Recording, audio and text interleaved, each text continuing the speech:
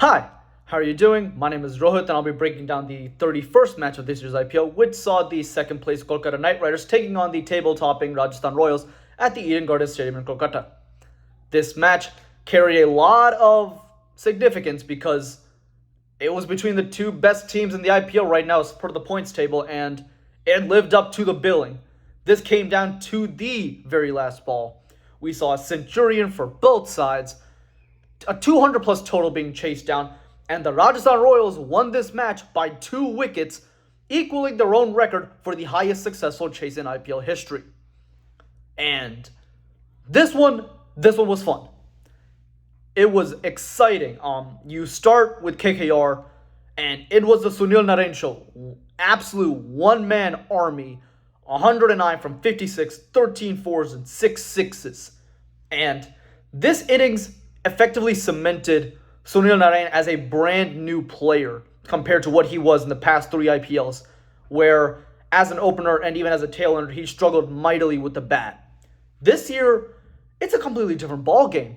This is his first ever T20 century, and this is his first century this year, along with 2 other half centuries this year in the IPL. And he is already within striking distance of being the league's leading run scorer this year, which is insane to think about. Normally, you see Sunil Narine at the top of the wicket-taking lists, but now this year, this is a brand new player. This is a brand new man. We're seeing him among the likes of Virat Kohli, Riyan Parag, Sanju Samson, your usual suspects when it comes to run scoring. Sunil Narine is up there. And I usually get on him for his usual lack of strike rotation and his dot ball percentages. And today, his dot ball percentage was actually not that bad. He rotated the strike pretty well, and it showed. Ankush Raghuvanshi was striking the ball very well, 30 from 18. And like even with Rinku Singh, who came in at the back end, 20 from 9. So when you're able to rotate the strike well, you get players to get going. And normally, Sunil Narine has a habit of really taking up a lot of dot balls, which he does make up for in boundaries. But today, the dot balls were much lower than they usually were, so he was able to get singles, he was able to rotate strike, other people who could hit were hitting, and ultimately, Sunil Narine found a way to stay at the crease, keep rotating strike, finding opportunities to hit boundaries, and was hitting those boundaries en route to a incredible innings. So, absolutely hats off to him. He was the driving force behind KKR getting 223. Incredible score. The Rajasthan bowlers were also very undisciplined in this one. 21 extras, including 13 wides. And here's the thing. That's 21 runs just in extras of poor, undisciplined bowling, which is equivalent to an entire run in terms of run rate. That's 1 extra run per over, which is absolutely massive when you think about it. So you could go from chasing 10s to 11s, maybe going from 9s to 10s. It's those small margins that lead to massive psychological barriers, and for a point, it looked like that psychological barrier would have been enough for Rajasthan to lose. And they were losing wickets all over the place. It was kind of wild, but for Rajasthan, it was Josh Butler holding his nerve, surviving the early struggles that he had for the first 36 balls of the match up until around the 12th, 13th over. Josh Butler did not look like he was in form. He could not middle the ball. He could not find gaps. He was struggling. But what helped mitigate that struggle was that the other players around him, to a point, played well. Yashasvi Jaiswal was getting off to a good start, and then he holes out. Sanju Samson looked like he was going to go good. He gets out relatively cheaply, but both of those players looked in form, in good touch. It looked like they were on their way to playing a good role, maybe even leading the charge. And then Riyan Parag comes in, and his good form continues. He was striking the ball very cleanly. 34 from just 14.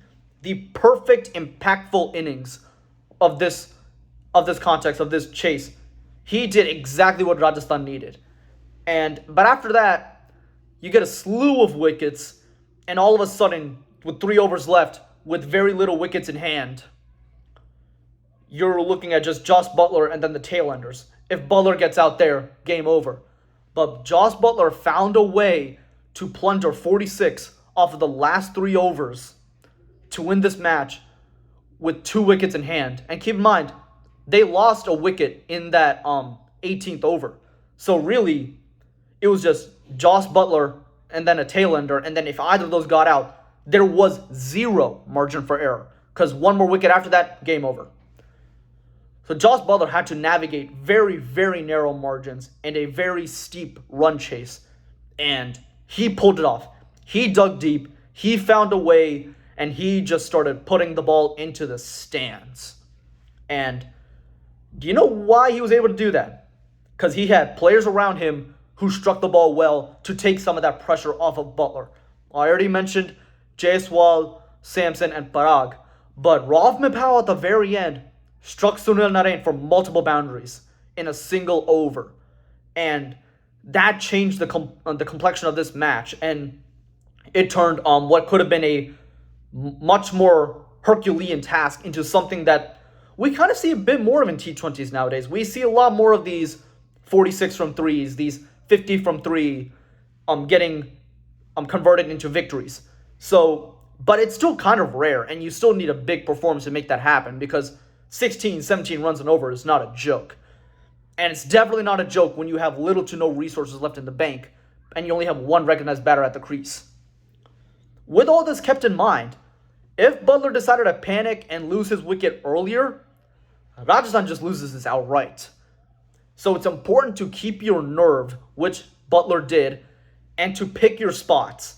And here's the thing, Butler backed himself and Butler picked his spots, which is why he, along with his 107 from 60, led the way for a massive victory.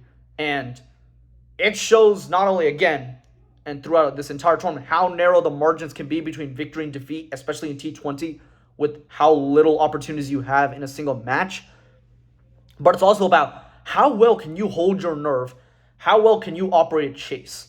And Josh Butler, once again, this IPL has shown how to operate a chase. This is his 2nd century just in this year's IPL, and just like his previous one, this one was also in a chase.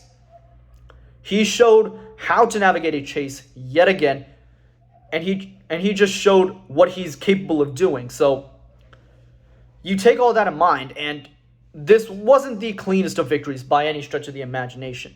But this is sort of a blueprint of what you kind of need to chase a big total like 224. A record-setting chase of 224, mind you. And it also took every single ball for Rajasthan to win this match. They won this match off the very last ball. And so what you need is one guy who can go big, and then for everybody else around him to contribute aptly. Jaiswal contributed aptly. Sanju Samson contributed aptly. Shimran Hetmeyer, he struggled. He'd normally be that guy, but he was out for a golden duck, which meant someone else had to contribute aptly, which meant Ravman Powell, who did contribute aptly. You need those timely contributions to really get going. And then you have Josh Butler, who stayed at one end and just took on everything. And that's incredibly well done. And that's how you chase down these big totals. Because here's what's interesting about this year's IPL. We're seeing a lot of these big totals, but we're not really seeing a lot of them get chased down. Which, again, I get it. Chasing big totals is tough, but given how many we see, you'd think we'd have more of these chases by now, especially in a year where records are tumbling. But they're not getting chased down simply because of this. Either the teams are not getting the right contributions from the right players, or they don't have the one big innings that stabilizes. Usually they'll get one, but they don't get enough of the other, or they just struggle with both. And so that's kind of how these things go. And Rajasthan is once again showing why they're still the best team in the IPL so far. They're at the top of the table for a reason. And it's because of players like Josh Butler who can turn it on when it's absolutely needed the most. This was highly entertaining and just excellent cricket throughout. Could the bowling have been more disciplined on both sides? Yes. There were 37 extras in this match total, which create some very thin margins and very large margins at the same time. But other than that, you can't really point to anything that either team did and say, this is where they lost the match or this is where they won the match. This is just T20 cricket being T20 cricket, and that's what made this specific match so excellent. And with that, that's all I got for this one. Thank you so much for watching. Please like, comment, and subscribe. And with that, I'll be back for the next one. Have a good one.